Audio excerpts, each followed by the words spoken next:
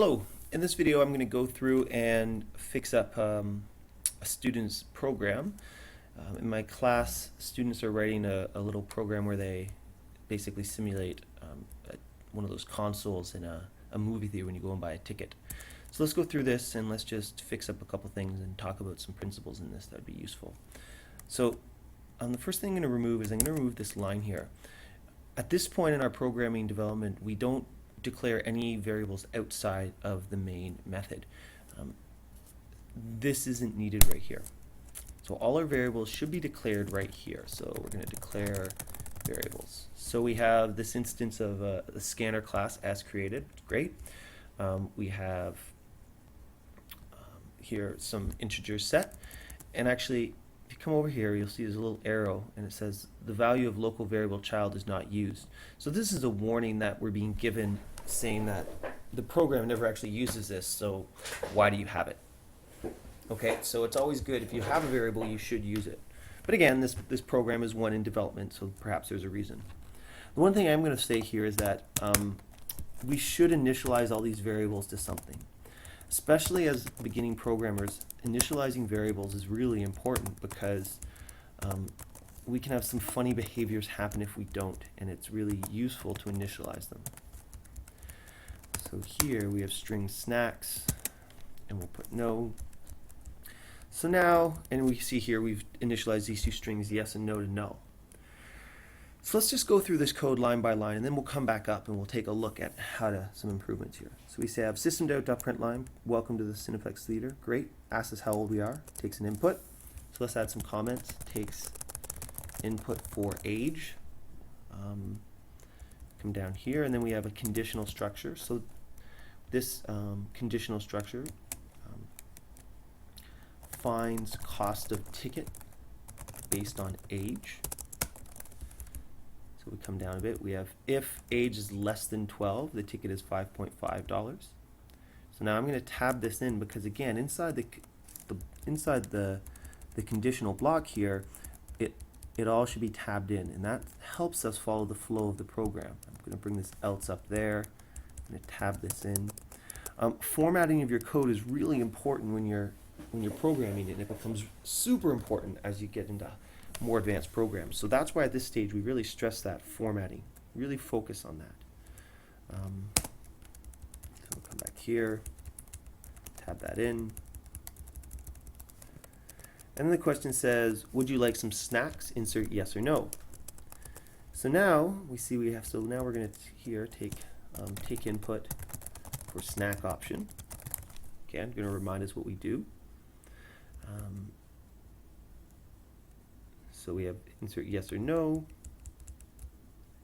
and we have an if statement. So this is where we have the first kind of straight error in this program. We can see that here. Now, two things. First thing is, you're actually, when you want to compare the variable here, you don't want to compare the type of variable, which is a string. So some students would do this. Snack is a variable, and now we say if snack is equivalent to, if snacks is equivalent to yes. Now on the surface this might seem perfectly fine, but one thing we've talked about in class is that strings are special types of variables called reference variables. We don't know very much about them yet, except for the fact that we have to treat them slightly differently. And one of those things that's different about them is that strings cannot be compared with a double equals, with an equivalent sign. We have to use a built-in method to do this. So if I come down here, what I'm going to do is I'm going to erase this, and I'm going to say snacks, and I'm going to put dot. And when I put the dot, I get all my methods that pop up. So basically this is saying these are all the things you can do to this string. So I come down here, I see there's a method called equals ignore case. So it takes another string and it spits out or returns a boolean. So if I go snacks dot equals ignore case and I select that method and I want to compare it against the word yes, I can check if that is equivalent to true. So what this line now does, this says is snacks equivalent to yes, and if the person has put yes in, it will enter this conditional statement. So again, this statement here we need to fix up. So we're going to take this exact same line of code. Now I could cut and paste it here, but one thing I like to encourage students as you're learning to program is type stuff out. One of the best ways to remember things is to practice by just writing it out. So if that's equivalent to true, okay. So let's just scroll down here. And so now this is the end of my main, and this is the end of my class. So let's just execute this and see what happens.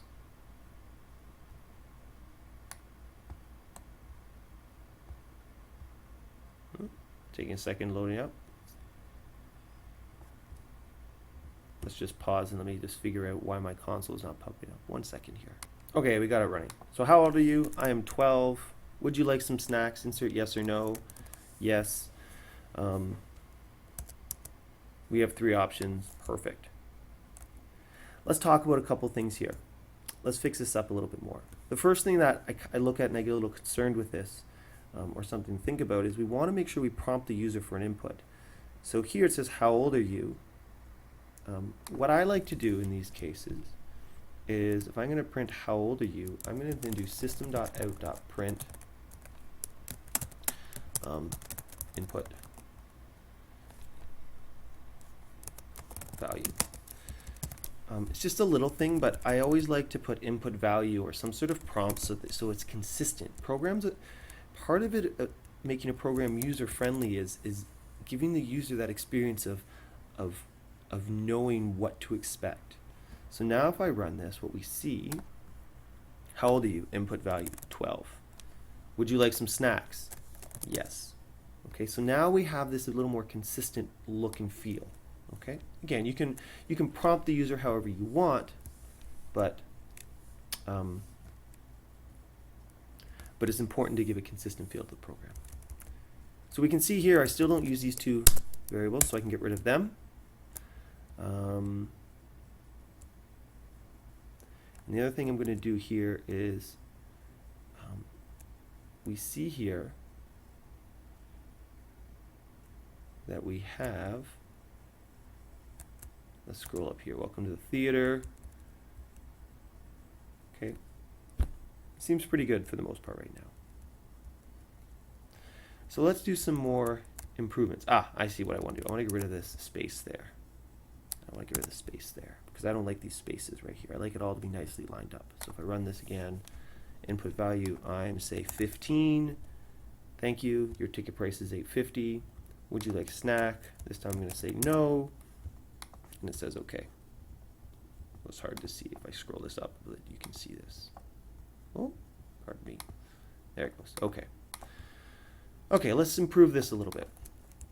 What else can we do? So one of the things about this program that we wanted to get an understanding of is constants. And what I think is you're trying to do here is I believe what you're trying to do is you're trying to put in a constant to represent the cost of a child ticket. So what I'm going to do is I'm going to make a constant. And a constant is stated by putting the word final in front of it. So I'm going to make one for each of the costs. So adult cost, I think, is $8.50. If I don't get these prices right, you can fix this.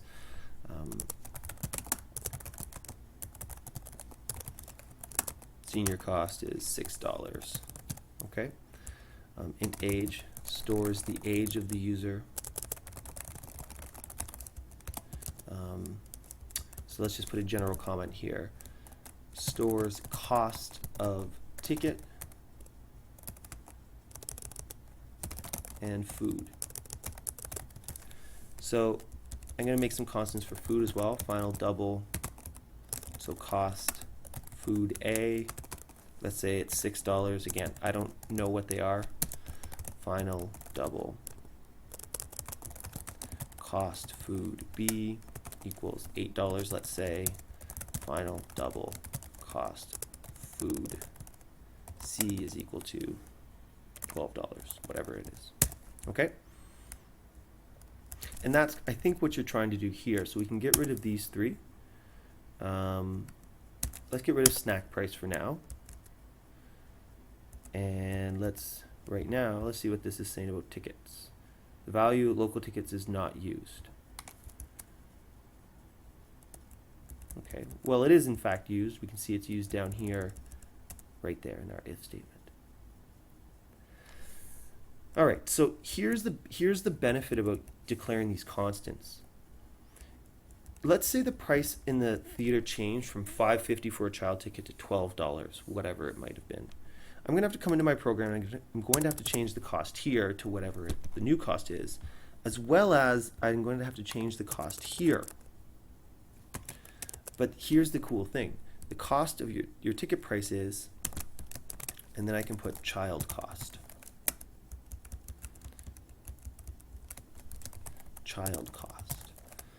By putting this child cost variable here, I can just change the price once at the top, and then that actually will change throughout the program. So if I run this, and I run this now, make this a little larger, and let's say that I'm 4 years old, it still gives me my price is $5.50, but the nice thing about that is that it's using that constant. Again, for a small program, it doesn't seem like a big deal, but if your program is thousands of lines long, you want to make it as easy to make changes as possible. Another thing I would put here, in terms of just making this program a little more user-friendly, is I would add a menu which lists costs by age, right? If you add a menu which lists the costs by age here, that's going to give the user a little bit more of a better feel. Get rid of the space there. So you're going to have to go back and change this line here, so in here as well as this one here. So we have snack. So now the question is, how do I take an input for what food option I want? So I'm going to change your output a bit. I'm going to say instead of popcorn, I'm going to put A. And now remember, what I can do now is I can put bracket. I put, what did I call it? Cost food A. So I'm going to put cost food A. Scroll right across here. There we go. Cost food A. \n. This one's going to be cost food B. Right over here. And I love the fact that you're using the \ns, the escape code n there. But what I'm going to recommend here, just because it's nice if you can read it all, I'm just going to actually write it out each time. We want a chocolate bar.